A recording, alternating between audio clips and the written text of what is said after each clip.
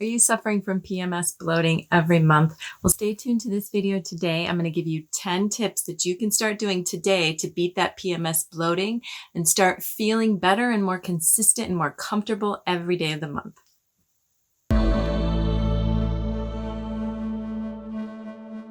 To learn the best ways to balance your hormone and gut health, hit the subscribe and the bell button to be notified when I post new videos every Friday.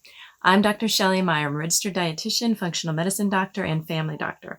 And I bring videos to you every Friday to help you get to the root cause of your gut and hormone imbalance and to bring those two together so that you can feel more balanced and more steady throughout the month. I've been focusing lately on PMS and hormone health. So the last couple episodes or the last couple of videos, you should check those out to learn more about the different PMS topics I've covered. I'm going to cover another one today, PMS and bloating, and then another one next week. I help motivated people balance their gut and their hormone health and get to the root cause of their dysfunction through functional medicine and healing nutrition. So let's dive in today. We're going to talk about 10 things you can start doing today to beat that PMS bloat that you might have, bloating either before your period, or even the first couple of days of your period. So what can that come from? Let's start out talking about water retention and the things that we can do to stop that water retention that happens with PMS bloating and period bloating. I will post here a label that shows sodium. We want to read for sodium and look for things that are less than 200 milligrams of sodium. We generally want to eat a lower sodium diet during the days before your period if you suffer from bloating, and during the days of your period if you suffer from period bloating. So look at your labels. Overall, in a 24-hour period, you want to keep it at less than 2,000 milligrams. So keeping an individual food at 200 milligrams is a safe bet to keep that sodium down. Number 2 would be also to stop the sodium retention and the water retention. To stop the salt from making you retain water, eat potassium-rich foods that can counterbalance the sodium and the water retention from the sodium and help act almost like a diuretic would. So potassium-rich foods, of course, include bananas, but also beans, Brussels sprouts, eggplant, oranges and citrus, spinach. Watermelon is another good one. So try to eat those foods if you are feeling particularly bloated, and that will help to get the water off you or diurese you. Number 3 would be avoiding refined carbohydrates. Now, when we say refined carbohydrates, I'm going to show that food label again. So what we're talking about is looking at the total carbs and subtracting fiber. So if your fiber is about 2, 3, 4 grams out of those carbs, that's a pretty decent, more on the spectrum of a whole foods type of food. A whole grain type of food. But if you're not seeing a lot of fiber there and your overall carbs, you're taking the total carbs and you're subtracting the fiber and it's still pretty high, then you want to leave that food out. That can make you bloat even more. Every pound of that stored carb that's stored as glycogen can then lead to 2 to 3 pounds of stored water. So on that food label, look at it, look at the total carbs, make sure you have a decent amount of fiber to kind of negate out the carbs, and then you subtract that fiber, and then that's when you can see that your actual carbs that you're eating, your net carbs, we call them, and we want those net carbs to be on the lower end. I would say, like 10 grams or less is a good choice. You're going to find some healthier foods that are higher than that, but just remember, the higher fiber, the better. And so avoiding those refined carbs, the sugars, the crackers, cookies, flour-based products, breads, those kind of things. Those can make you retain more water.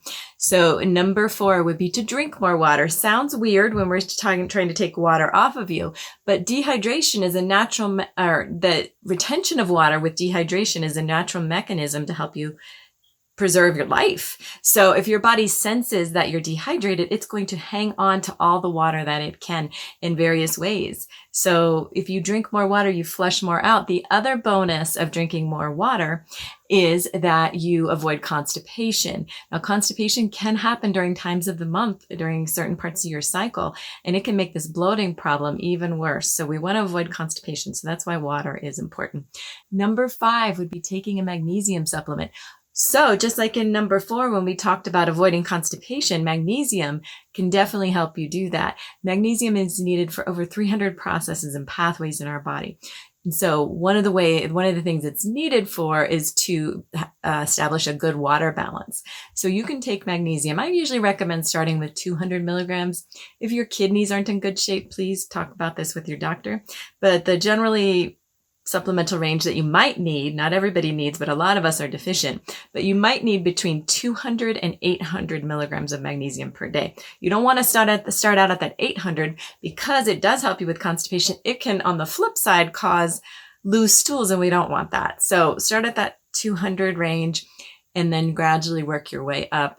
And your goal is just having a smooth bowel movement and getting rid of that water retention. Number 6, along those lines, would be fiber.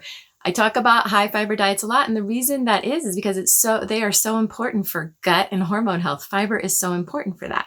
So I usually ask people to aim high for their fiber, aim for 35 grams. That's hard to do. You really have to focus on that, but you can at least try to get 25 to 30 grams and then eventually try to shoot for that 35 grams. Now, if you are suffering from water retention and especially during your period, or in general, if your fiber is low, you don't jump straight to 35 grams. You're going to have loose stools. You're going to have problems. So you go gradually up. The way you can do that is through eating high fiber vegetables. So broccoli, you want to watch out the broccoli and Brussels and asparagus and all that. They're great in fiber, but if they bloat you, if they make you more gassy during this time of the month, you probably want to leave those out and maybe eat some other higher fiber vegetables and fruits that can get you that fiber. You can also eat something like quinoa. It's not a processed carb, so that can get you a decent amount of fiber. Those beans, because those are high in potassium. Some of the other things I mentioned, the fruits that I mentioned that are high in potassium. So just look for fiber on your food labels and look for high fiber fruits and vegetables.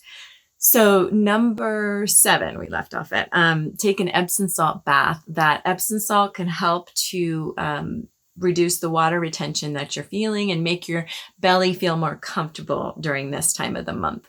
Number 8 might be surprising. Choose a lower impact workout. You may think the more I work out, the more I'm going to beat that bloat. But if it's higher impact, it's higher inflammation. I recommend doing yoga or Pilates or something more smooth and slow, walking, even some gentle running, but just not like HIIT training or CrossFit during this time of the month, just because that can contribute to inflammation, making the bloating worse. Number 9 would be to drink a peppermint or a fennel tea. Some people even choose to chew on fennel seeds. So those can be super helpful for reducing that bloating and making you more comfortable right away. And number 10 would be to eat natural diuretic foods.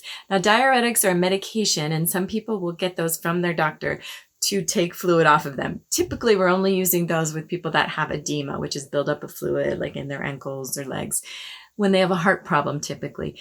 Some doctors will use that for period bloating. They'll use something called spironolactone. They'll use it for PMS acne a lot.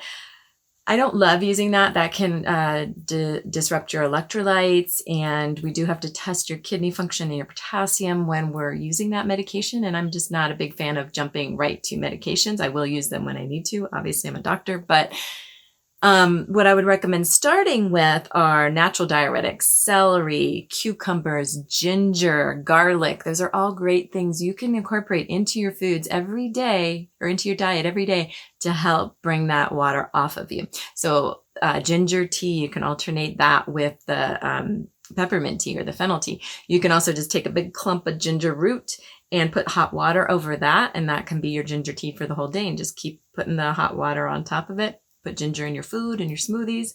Garlic you can cook with, obviously. If you're really gutsy, you can take a little bit of clove of raw garlic and that can help. It may, if it makes you gassy, then don't use that. Celery, the celery juice trend is big, and one benefit of that is you're going to take some of that fluid off of you. And then cucumbers, you can incorporate those in various ways, in salads and smoothies and that kind of thing.